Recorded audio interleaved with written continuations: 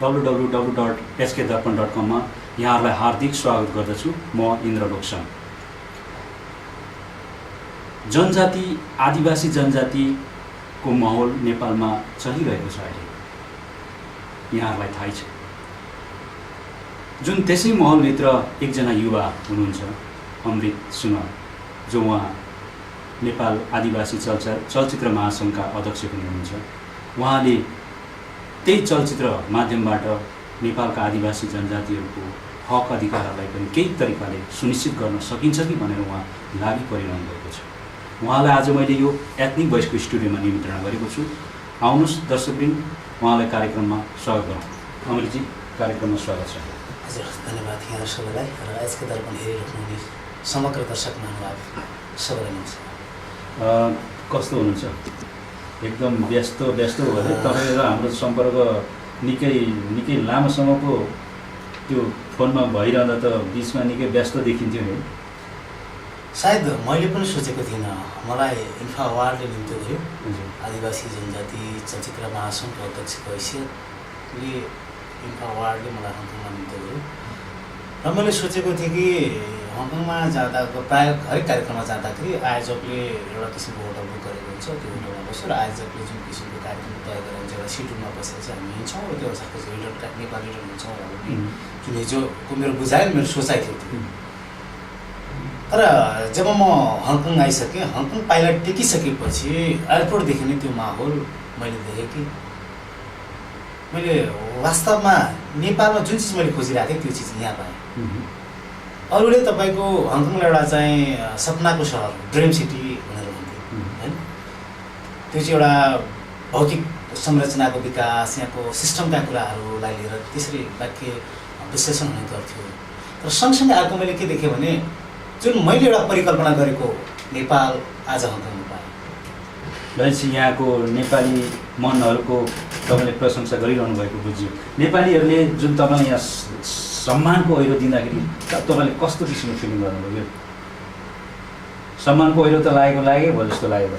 एकदमै यहाँ पनि जे सँगसँगै हुनुहुन्छ। प्रायः अहिले जुन हामी हङकङमा आयो, हङकङमा विशेष गरी अहिले 2वटा अवार्डहरू सम्पन्न भयो। केही चुनौतीपूर्ण पनि थियो र समग्रमा भन्नुपर्दाखेरि आज विश्व चलचित्र इतिहासलाई नै हेर्ने हो भने पनि एउटा प्रवासमा गएर एउटा चाहिँ राष्ट्रिय स्तरको त्यस्तो खालको ठुलो इभेन्ट गर्नु नटचोक होइन, अति धेरै चुनौतीपूर्ण पनि तपाईँको सफल भयो 2वटा अवार्ड, नेफ्टा अवार्ड र इन्फा अवार्ड। एक हप्ता भित्रै चाहिँ तपाईँको हप्ता दिनभित्र चाहिँ 2वटा अवार्ड सम्पन्न भयो हङकङमा। त्यो ठुलो हुन्छ। अमृतजी, म तपाईँलाई रोकेँ यसमा। के छ भने जुन तपाईँले नेफ्टा तपाईँ खासमा इन्फा एवार्डको लागि हङकङ आउनुभएको हो है, तर नेफ्टा एवार्ड पनि त्यो अघिल्लो हप्ता सम्पन्न भइसक्यो। त्यस बिचमा अलिकति यहाँ कम्प्लिकेटेड कुराहरू भएका छन्। यहाँ चाहिँ के छ भन्दाखेरि आयोजक साथीहरू बिचमा चाहिँ आयोजक साथीहरूलाई चाहिँ अलिकति दुखेसो गर्ने साथीहरू पनि आउनुहुन्छ। र म यहाँनिर तपाईँलाई जान्न चाहेँ, यो नेफ्टा एवार्ड सम्बन्धी तपाईँलाई कतिको पूर्व जानकारी छ? मैले हङकङमा भइरहेको 2टा अवार्डलाई, नेफ्टा र इन्फा 2 अवार्डलाई मैले बधाई दिन चाहन्छु।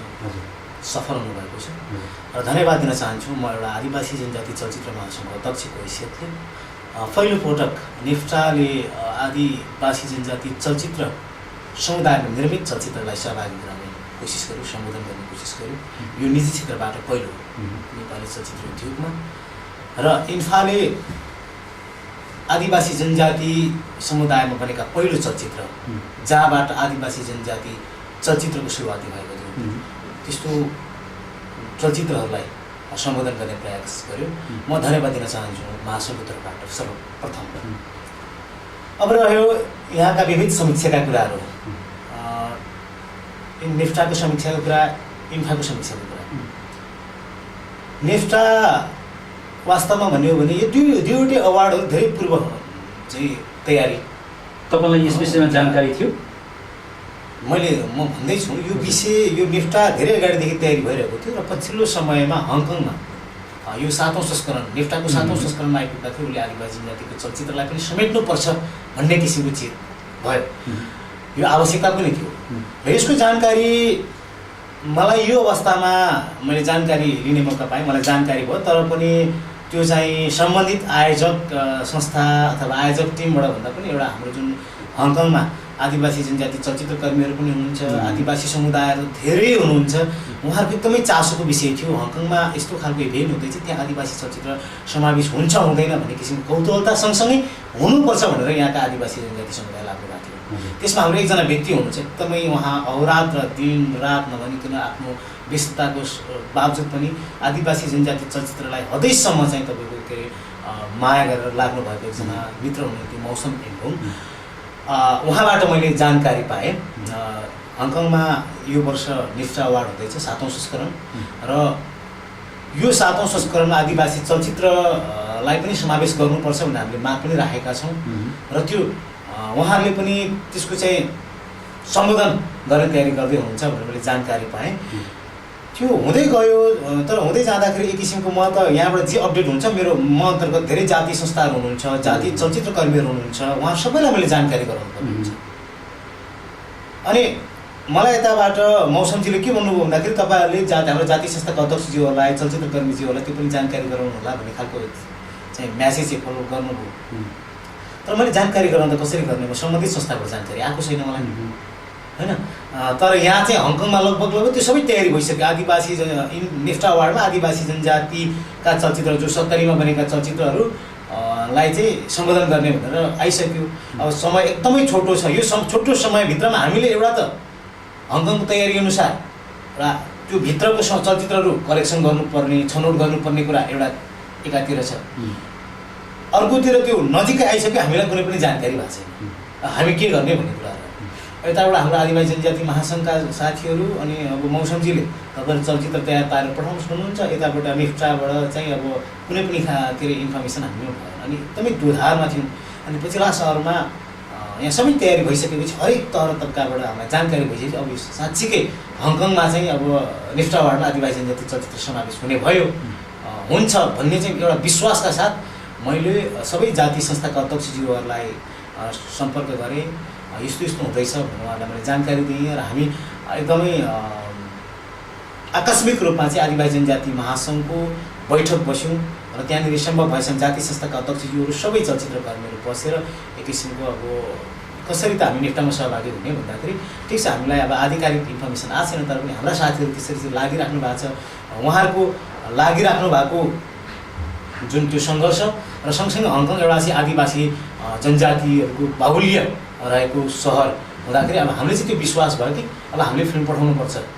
फिल्म कसरी पठाउने भन्दाखेरि यहाँनिर आएको थियो हामीलाई निफ्टा अवार्डको लागि आदिवासी जनजाति समुदायबाट एउटा उत्कृष्ट चलचित्र तपाईँहरू पठाउनुहोस् भनेर जुन यहाँको हाम्रो साथीहरूबाट आएको कुरा थियो। एउटा चलचित्र कुरा आएको थियो, एउटा चलचित्र। अब समस्या के हो भन्दाखेरि अहिले जसरी एउटा नेपाली खस भाषामा बनेका चलचित्रलाई जसरी उत्कृष्ट छान्न सहज छ, आदिवासी समुदायभित्रमा त्यो उत्कृष्ट छान्न सहज छैन। किनकि त्यहाँभित्र तामाङ समुदायभित्रको उत्कृष्ट छान्न सक्छौँ, मगर समुदायभित्रको उत्कृष्ट छान्न सक्छौँ, गुरुङ समुदायभित्रको उत्कृष्ट छान्न सक्छौँ, तर समग्र आदिवासी जनजाति समुदायबाट उत्कृष्ट चलचित्र छान्न धेरै गाह्रो छ। त्यो सजिलो छैन। एउटा नेपाली खस भाषामा बनेको चलचित्र मध्येमा एउटा उत्कृष्ट चलचित्र छान्न जति सजिलो छ त्यति सजिलो आदिवासी जनजाति चलचित्र समुदायमा छैन।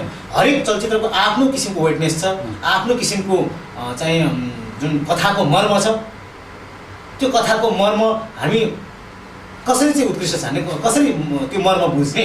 भनेपछि तपाईँहरू त्यो त्यसरी गइरहँदाखेरि अन्तमा गएर सातवटा चलचित्रलाई चाहिँ सम्बोधन गरियोस् भनेर त्यताबाट तपाईँहरूले पत्र काट्नु भएको थियो होइन। त्यस पछाडि हाम्रो के रह्यो भन्दाखेरि हामी त्यहाँ के कुरा आयो भन्दाखेरि म मेरो आफ्नो कुरा जोड्दैछु हजुरको यो प्रसङ्ग सँगसँगै।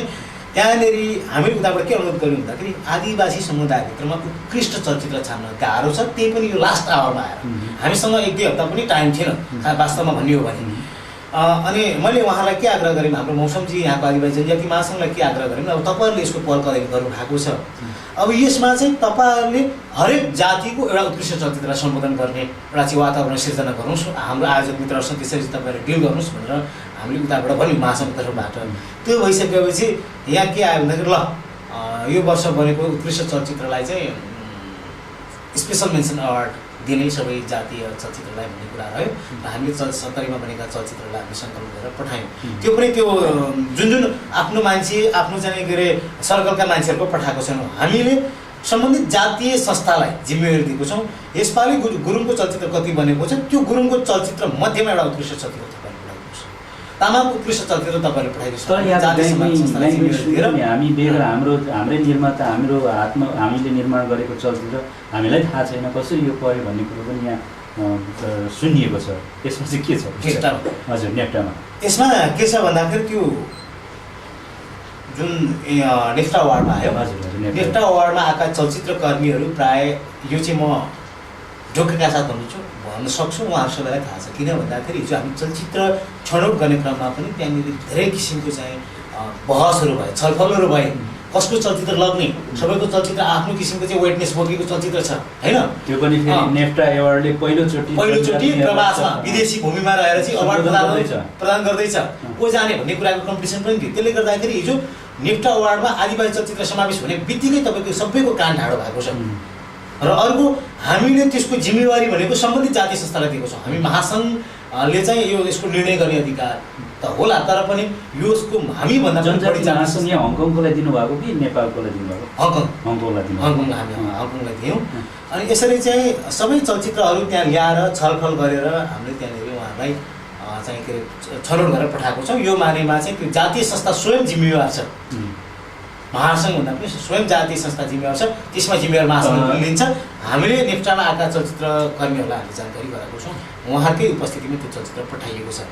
नम्बर 1 होला तपाईँको इन्फामा त्यो हुनसक्छ। इन्फामा किन भन्दाखेरि हाम्रो पहिलो चलचित्र हो, पहिलो चलचित्र तपाईँको 25 वर्षदेखिका चलचित्रहरू छन् होइन, 22-23 वर्ष भएका चलचित्रहरू छन्। अहिले ती चलचित्रका निर्माता, निर्देशकहरू, कलाकारहरू यतिखेर कहाँ हुनुहुन्छ त्यो कतिपय ठाउँमा होला। हामीले हरेक चलचित्रको सम्बन्धित व्यक्तिहरूलाई जानकारी चाहिँ गरायौँ, तर पनि टोटल टिमलाई चाहिँ त्यो जानकारी गराउन सकेको छैन। बरु इन्फाको कुरामा नेफ्टामा हामीले जानकारी गराएर चलचित्र पठाएको छौँ। जुन नेफ्टाले पहिला नेफ्टाको अध्यक्षहरू पनि जनजाति क्षेत्रकै अध्यक्षहरू बस्नुभएको थियो, त्यति बेला उहाँले यो जति पनि लगभग 5औँ-6औँ संस्करण गरेसम्म हुँदा पनि जनजातिलाई चाहिँ समावेश गरिएको थिएन होइन, गरिएको थिएन। तर यो 7औँमा हामीले हङकङबाट चाहिँ गऱ्यौँ र अझै पनि यहाँ साथीहरूले चाहिँ हामीलाई चाहिँ यसरी विरोध गर्छन् भन्ने कुराहरू गरिरहनु भएको छ होइन। तर अब तपाईँले अहिले यहाँ बधाई दिइसक्नु भएको छ। विशेष गरेर यसलाई चाहिँ हामीले यो अभियानलाई जुन 7औँ संस्करणको नेफ्टा अभियानले जनजातिको चलचित्रलाई चाहिँ सम्बोधन गर्यो, एउटा यो इतिहासमा त पहिलो नै मान्नु पर्ला नि, यो पहिलो हामी मान्नुपर्छ। उहाँलाई प्राथमिकता त्यो एउटा उहाँले चाहिँ एउटा त्यो चलचित्रलाई आदिवासी जनजातिको चलचित्र सम्बोधन गरेकोमा जनजाति आदिवासी मूलका साथीले पनि अलिकति गर्व गर्नुपर्ने होला नि। एकदमै राम्रो प्रश्न गर्नुभयो। हामीले एकदमै गर्व गर्छौँ। पहिलोचोटि नेफ्टा अवार्डले निजी क्षेत्रबाट, सरकारी क्षेत्रबाट त सकिसकेको छ, निजी क्षेत्रबाट पहिलोचोटि यो अवार्डमा समावेश गरेको आदिवासी चलचित्रलाई हामी उहाँलाई धन्यवाद दिन्छौँ। सँगसँगै अझ उहाँहरूलाई जुन किसिमको नेफ्टाले जुन किसिमको चाहिँ समावेशीका सिद्धान्तलाई अप्नायो, इन्फाले जुन किसिमको समावेशीका सिद्धान्तलाई अप्नायो, त्यो उहाँको जुन कार्यविधि भनौँ त्यसमा चाहिँ कतिसम्म सन्तुष्टि हुने भन्ने कुराहरू पनि छन्। अलिकति धन्यवाद सँगसँगै अलिकति धेरै हाम्रा साथीहरूको, विशेष गरी अब आदिवासी जनजाति चलचित्रकर्मीहरूको, आदिवासी जनजाति समुदायका साथीहरूको चाहिँ के पनि अलिकति गुनासाहरू पनि छन्। त्यो चाहिँ एज अ मेरो महासङ्घ त्यो जुन कार्यक्रम गर्दाखेरि त्यही त अब कुनै पनि कार्यक्रमहरू धेरै प्रफिट हुँदैन, चाहे त्यो जुनै उसमा पनि होस्, त्यही कुनै न कुनै कमी कमजोरी हुन्छन्। त्यो कमी कमजोरी पक्षहरू भएका होलान्, यो दुइटैमा भएको छ, हामीले त्यो बुझ्छौँ। तर अब आगामी दिनहरूमा यो कमी कमजोरी नहोस् भनेर नै हामी कामना गरौँ है। र अब अहिले तपाईँ विशेष गरेर इन्फा अवार्डको कार्यक्रममा आउनुभएको है। अब इन्फा अवार्डमा पनि तपाईँले देखिहाल्नुभयो जुन तरिकाले चलचित्र आदिवासी जनजाति चलचित्र महासङ्घको अध्यक्ष जस्तो हङकङमा आउनुभएको छ। एक प्रकारले भलै भए पनि सम्बोधन गरेर एउटा राखिनु पर्थ्यो। अर्को कुरो त्यो एवार्ड दिँदाखेरि पनि तपाईँलाई चाहिँ त्यहाँ चाहिँ माथि स्टेजमा लगेर चाहिँ राखिनु पर्थ्यो भन्नाले बोलाएर चाहिँ अनि सबै अरू चलचित्रका निर्माताहरूलाई सँगसँगै लगेर दिएको भए अझै सुनमा सुगन्ध हुन्थ्यो भन्ने भनाइ छ। यसमा चाहिँ तपाईँको के छ विचार? म अलिकति हाम्रो नेपाली चलचित्र उद्योगतिर केन्द्रित गर्न चाहन्छु र हाम्रो जति पनि यस्ता कार्यक्रमका आयोजक साथीहरू हुनुहुन्छ, अहिले नेपाली चलचित्रमा खसभाषी चलचित्रलाई मात्र मेन स्ट्रिमको चलचित्रको रूपमा लिन्छ नेपालमा। आदिवासी जनजाति समुदायमा भनेको चलचित्रको के महत्त्व छ त्यो कुराको बुझाइ कम छ। सायदै नेकटामा पनि त्यही कारणले यो आदिवासी जनजाति चलचित्र कर्मी नै हुन्, उनीहरूलाई बाहिर दिँदा पनि हुन्छ होइन। जुन टाइममा चाहिँ अब एउटा चाहिँ समग्रमा होलसेलमा चाहिँ तपाईँको के अरे सम्मानपत्र होइन त्यो एउटा चाहिँ झन्झट मेट्नु थियो उहाँलाई, त्यो मेटिदिनु भयो। उहाँलाई बधाई छ। नेकटाको पनि इन्फाको पनि, इन्फाले पनि हो तपाईँको म चाहिँ के भन्छु भन्दाखेरि हरेक इभेन्टहरू हरेक कार्यक्रमहरू बिजनेस हो। म यसरी लिन्छु, चाहे सांस्कृतिक कार्यक्रम गरोस्, चाहे अवार्ड गरोस्, चाहे महोत्सव गरोस्, चाहे तपाईँको पसलमा राखेर बिजनेस गरोस्, त्यो संस्थाको बिजनेस हो। ऊ त्यो संस्थाको प्रोफाइलको लागि काम गर्नुहोस् होला। आर्थिक रूपमा रिटर्न नदेला, रिटर्न त छ नि, रिटर्नको लागि काम गर्ने हो नि, बिजनेस हो। नेताले पहिलोचोटि आदिवासी जनजाति समुदायको चलचित्रलाई समेटे भनेर गर्व गर्न सक्ने बाटो खुलेको छ आज। नेक्स्ट इभेन्टमा उसलाई सहज हुन्छ। इन्फाले मैले पहिलो पटक नै पहिलो आदिवासी जनजाति चलचित्रहरूलाई चाहिँ के अरे समेटे। इन्फा अवार्ड चाहिँ जगदेखि यसरी बलियो भएर आएको छ, सबैलाई समावेशीको सिद्धान्त अप्नाएर आएको छ भन्न सक्छ। आगामी दिनको लागि त्यो बाटो खोल्यो र आज नेफ्टा र इन्फामा जनजाति समुदायका चलचित्र समावेश भइराख्दाखेरि होला हङकङमा त्यसको चासोको विषय के कति भए अथवा त्यसलाई चाहिँ कसरी हेऱ्यो त्यो आफ्नो ठाउँमा होला। तर आदिवासी जनजातिहरू, नेपालका आदिवासी जनजातिहरू हङकङमा मात्र होइन, बेलायतमा, Brunei, German, America, Qatar, Malaysia, Japan, Korea सबै देशमा नेपालका आदिवासी जनजाति समुदायहरू हुनुहुन्छ। सबैमा यतिखेर चासोको विषय बनेको छ र मनमने उहाँले धन्यवाद दिइराख्नु भएको छ यो संस्थाहरूलाई। त्यो कुराहरूलाई चाहिँ बुझ्नु पर्छ कि पर्दैन भन्ने कुरा हो। र अर्को कुरो जुन चलचित्रको बुझाइ छ यतिखेर हामी नेपाली चलचित्र कर्मीहरूले कहाँनिर गर्व गर्ने भन्ने कुरा हो। म त अहिले आदिवासी जनजाति चलचित्रकै कुरा गर्ने हो भने, नेपालको चलचित्र उद्योगको कुरा गर्ने हो भने एउटा खसभाषीमा बनेको चलचित्रको महत्त्व र आदिवासी जनजाति समुदायभित्र एउटा चाहिँ मातृभाषामा बनेको चलचित्रको महत्त्व नै आकाश जमिन फरक छ होला। अहिले नेपालमा भनिएका चलचित्र कर्मीहरूले अथवा त्योसँग सम्बन्धित सङ्घ संस्थामा रहेका साथीहरूले नेपालका आदिवासी जनजाति त्यो मातृभाषा चलचित्र केही पनि होइन भन्नु होला। अहिले सर्वेसर्वा तपाईँको खसभाषीमा निर्माण भएका चलचित्र भन्नु होला। तर मेरो बुझाइमा मैले बुझेको कुरा कहाँनिर भन्दाखेरि अहिले एउटा गुरुङ भाषामा बनेको चलचित्र तपाईँको हङकङको $1000 त होइन $2000 तिरेर पनि हेर्न आतुर छन् यहाँका आदिवासी समुदाय दर्शकहरू। त्यो पैसा तिराएको टिकट जुन महँगीको कुरा छ नि, यहाँनिर महँगीको कुरा आदिवासी जनजातिका चलचित्र यति धेरै महँगो छ। स्तरीय कुरा गर्नु अहिले यहाँ हामी बजारमा जाउँ, जुनसुकै सामान महँगो, जुन सामान महँगो छ त्यो चाहिँ स्तरीय सामान भन्ने गर्दछौँ हामी। सबैको बुझाइमा त्यही हुन्छ। यो बुझाइबाट हेर्ने हो भने पनि आदिवासी जनजातिका चलचित्र त्यति धेरै महँगो टिकट तिरेर हेर्न त पर्छ खसभाषीको चलचित्रको तुलनामा। अर्को र दर्शकको तुलनामा हाम्रो दर्शक, एउटा खसभाषीको दर्शक चाहिँ तपाईँको अहिले बढी म काठमाडौँको हलहरूमा हेर्दाखेरि बढी हामी लेबर ग्रुपले देखिरहेको छ है त्यो नेपाली खसभाषीका चलचित्रहरू। तर अहिले हाम्रो मातृभाषाका चलचित्र हेर्नुको लागि यस्तो खालको चाहिँ तपाईँको दर्शकहरू छ जुन दर्शकहरू घन्टौँ लाएर उहाँले ड्रेसअप मेकअपमा खर्चिनुहुन्छ। म आज गुरुङ फिल्म हेरेर जाँदैछु, म आज लिम्बू फिल्म हेरेर जाँदैछु, म आज सुनवार फिल्म हेरेर जाँदैछु। दर्शकको वेटनेस, त्यो फिल्मको वेटनेस कि त्यो चिजलाई हामीले मूल्याङ्कन गरेँ किन भने हामी चलचित्र कर्मीहरूले। र अर्को नेपाली चलचित्र उद्योगको भोलि अन्तर्राष्ट्रियकरण गर्नु छ, हामी अन्तर्राष्ट्रिय बजारमा पुग्नु छ भने त्यसको कन्टेन्ट कहाँनिर छ हामी यो कुरा पनि बुझ्नु जरुरी छ। विगतका उदाहरणहरू छन्। क्याराबान एउटा डोल्पु समुदायमा बनेर आज ओस्कार हामी त्यहाँ केन्द्रित हुने किन हुने, त्यो चिजलाई हामीले सम्मान गर्न सक्ने कि नसक्ने। अहिले आदिवासी समुदायबाट बनेको चलचित्र त्यहाँनिर आज नेपालमा लिम्बू भाषामा बनेको नुवाफुङ प्रायः सबै विदेशी फिल्म कर्मीहरूलाई अथवा त्यो नेपालको चलचित्रप्रति आस्था राख्ने चलचित्र कर्मीहरूलाई नुवाफुङको बारेमा धेरैलाई जानकारी छ। उदाहरणका लागि। त्यसले गर्दाखेरि आदिवासी जनजाति चलचित्रकर्मी अथवा चलचित्रलाई चाहिँ हामीले त्यसरी लिनु हुँदैन, एउटा सस्तो लोकप्रियताको रूपमा यसलाई लिनु हुँदैन। म आग्रह गर्न चाहन्छु सबै तह र तबका सबै सम्बन्धित निकायहरूलाई पनि अब नेपालको चलचित्र क्षेत्रको विकास गर्ने हो भने आदिवासी जनजाति समुदाय भनेको चलचित्र सबैलाई समेटेर लग्न जरुरी छ। यो भन्दैमा हामीले खसभाषी चलचित्रको विरोध गरेको होइन, समान अस्तित्व हुन दिन जरुरी छ, समान हैसियत दिन जरुरी छ। र अहिले जुन मैले इन्फा अवार्डमा हङकङमा म त 9वटा भाषाको प्रतिनिधित्व गराएको थिएँ। भाषा त प्रतिनिधि गरेर आउनुभयो, तर प्रतिनिधि पर स्टेजमा त बोलाइएन नि है। त्यो एउटै भाषाको प्रतिनिधि गरेर आउने एउटै एकैजना व्यक्तिको प्रतिनिधि गरेर आउनेको चाहिँ नि कहाँ पुग्यो त्यो तपाईँहरू देखिराख्नु भएको छ। तर मैले 9वटा भाषाको चलचित्रलाई प्रतिनिधित्व गराएको मान्छेको अब तपाईँहरू त्यो देखिहाल्नु कुन अवस्थाको थियो।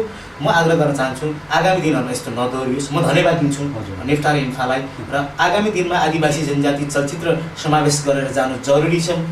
अहिले सबैले समावेशीका कुरा भइरहेको छ, समावेशी चाहिरहेका छन्, समान अस्तित्व चाहिरहेका छन्। यो चलचित्र जगतबाटै सुरुवाती हुनुपर्छ र यो सुरुवाती उहाँले थाली नै गर्नुभएको छ।